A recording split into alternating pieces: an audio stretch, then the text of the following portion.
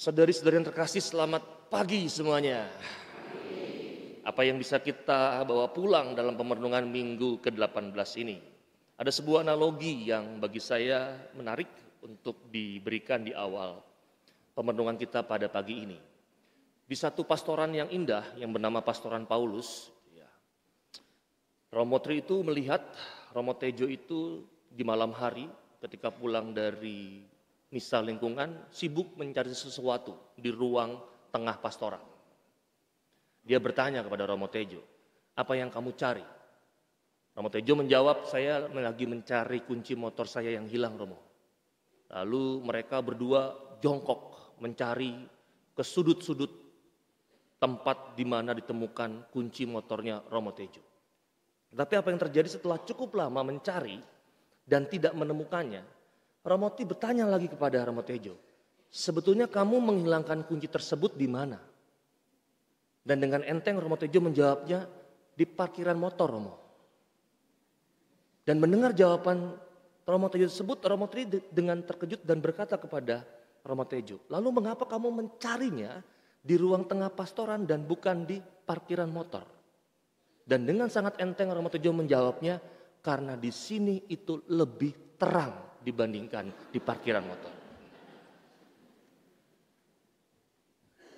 Bapak Ibu yang terkasih, teman-teman, ini hal yang simpel ya analoginya, hal yang enggak berat banget. Bahwa kita tahu bahwa ternyata Romo Tejo itu mencari kunci motornya yang hilang di tempat yang salah. Dan kendati ia mencari di tengah pastoran, ternyata kuncinya itu hilangnya di parkiran motor yang gelap. Sehingga ia lebih suka mencari di tengah pastoran. Lalu dari pengalaman analogi ini, lalu apa sebetulnya sih yang mau ditarik dalam pengalaman Injil hari ini? Mau tidak mau saya mau mengatakan bahwa analogi ini itu sebetulnya hampir mirip dikisahkan dalam Injil hari ini. Orang-orang mencari sesuatu di tempat yang salah. Paling tidak, saya mau menekankan, mereka mencari Yesus untuk maksud dan tujuan yang salah. Sebagaimana dikisahkan kalau kita mau melihat sebelum Injil, kita melihat bahwa sesudah peristiwa perbanyakan roti, penggadaan roti, lalu banyak orang itu berbondong-bondong untuk mencari Yesus. Itu konteksnya. Jadi teksnya itu mau ngomong konteks yang itu. Mengapa orang kok hari ini berbondong-bondong kepada Yesus guru kita untuk menemui atau mencari dia? Lalu pertanyaannya lagi, apakah motivasi mereka hari ini sebenarnya dalam mencari Yesus itu tepat? Atau sebetulnya apa sih yang terdalam dalam motivasi mereka untuk mencari Yesus guru kita? Ternyata seperti yang terbaca oleh Yesus, ini saya harus menekankan jangan-jangan hari ini Yesus coba untuk menjadi seorang cenayan ya. Dia tahu nih, ternyata orang-orang banyak hari ini itu motivasinya itu kurang tepat. Yesus membaca itu. Mereka mencari dia karena ingin memanfaatkannya untuk mewujudkan impian dan cita-cita mereka. Karena itu Yesus berkata kepada mereka dalam Injil hari ini, "Kamu mencari aku bukan karena kamu telah melihat tanda-tanda." Masih ingat dalam Injil dia nanya lagi, tanda-tanda apakah? Melainkan karena kamu telah kenyang makan roti. Ini pengalaman kekecewaan sebetulnya dalam diri Yesus guru kita.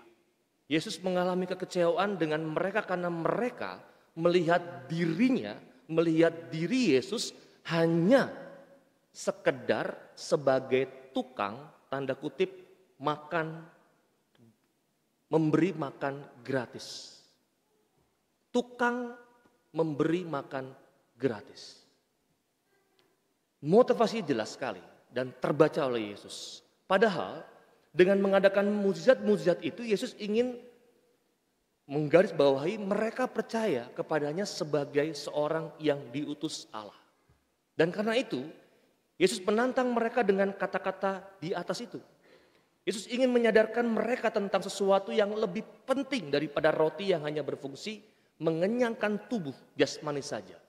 Yesus mengatur dan mengantar mereka kepada iman yang membawa keselamatan. Dan itulah sebabnya Yesus berkata, bekerjalah bukan untuk makanan yang dapat binasa, melainkan untuk makanan yang bertahan sampai kepada kehidupan yang kekal. Maka dalam konteks ini kita harus menggarisbawahi ada begitu banyak kaya akan refleksi-refleksi yang bisa Anda pulang. Tapi 2 poin penting tawarkan Yesus sebetulnya sederhana. Yang pertama adalah percaya kepadanya. Dengan semua hal yang telah diterima, kebaikan-kebaikan, bahkan pembelajaran-pembelajaran dalam kacamata manusia itu pembelajaran yang negatif, Yesus ngomong percaya kepadanya. Yang kedua, kita diminta untuk makan tubuh dan minum darahnya melalui mencintai Ekaristi. 2 ini saja sebetulnya yang ditanamkan. Lalu apa yang mau saya ajak refleksikan kepada Anda? Yang pertama, pertanyaan dasar ya. Ketika Anda melewati begitu banyak pengalaman dalam hidup Anda, apakah sebetulnya segala macam pengalaman itu membuat Anda makin percaya kepada Yesus apa tidak? Itu yang pertama. Yang kedua, apakah Anda sungguh hari ini, saya masih meragukan ya, sudah masuk dalam pengalaman mencintai Ekaristi atau belum? Saya selalu berkata kese bahwa Ekaristi itu adalah puncak dan iman kita. Puncak dan tujuan iman kita, sumber dan tujuan iman kita. Kalau Anda tahu esensi ini aja, Anda nggak mungkin bisa berjalan kalau Anda tidak pernah punya sumber minyaknya. Anda tidak mungkin tahu akan tujuan kalau Anda tidak pernah tahu Anda melangkah kemana. Dan itu semua didapatkan dalam Ekaristi. Nah kalau tahu, mengapa kok di Paulus masih kalau mau perayaan Ekaristi itu kayak bioskop. Penuhnya baru 3 menit sebelum Ekaristi dimulai. Teng, rrrr. Kalau tahu.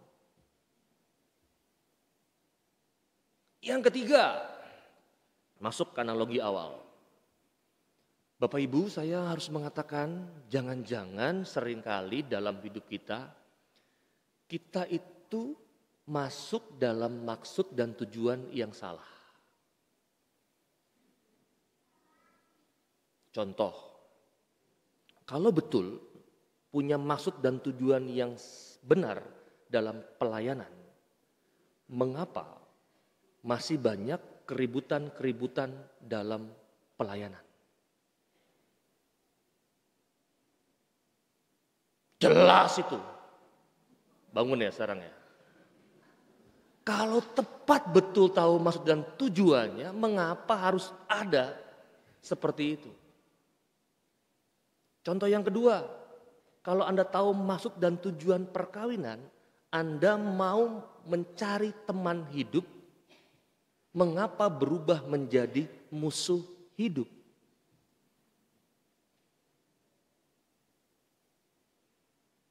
Artinya saya mau mengangkat hari ini, yuk temukan maksud dan tujuan yang tepat.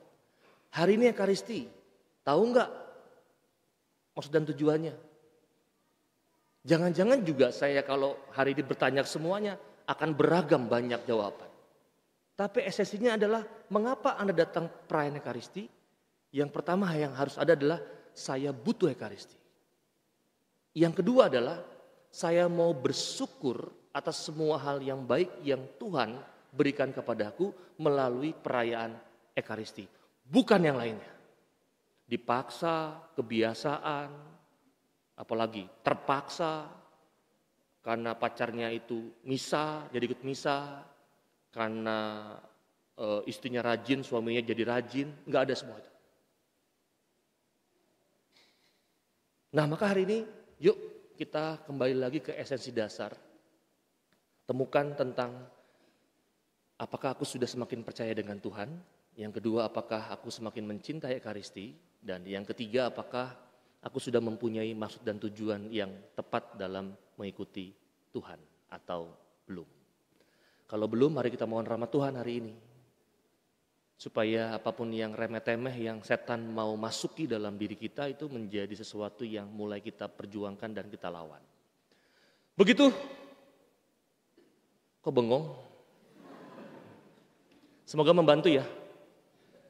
Maka mari kita sejenak, kita mohon rahmat Allah supaya Ekaristi Kudus pada pagi ini sungguh menguatkan kita untuk melangkah maju dalam seluruh kehidupan kita, terlebih sebagai para murid-murid Tuhan hari ini. Dan semoga rahmat-rahmat yang kita mohonkan juga, rahmat untuk percaya, rahmat untuk dapat mencintai Ekaristi, dan juga rahmat untuk dapat mempunyai maksud dan tujuan yang tepat dalam mengikuti Yesus dalam setiap pilihan hidup kita.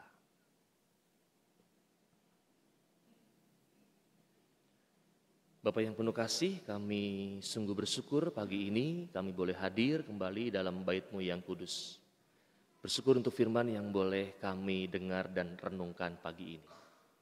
Tuhan, bantu kami dalam proses perkembangan iman kami, dalam proses pencarian kami sebagai seorang pribadi.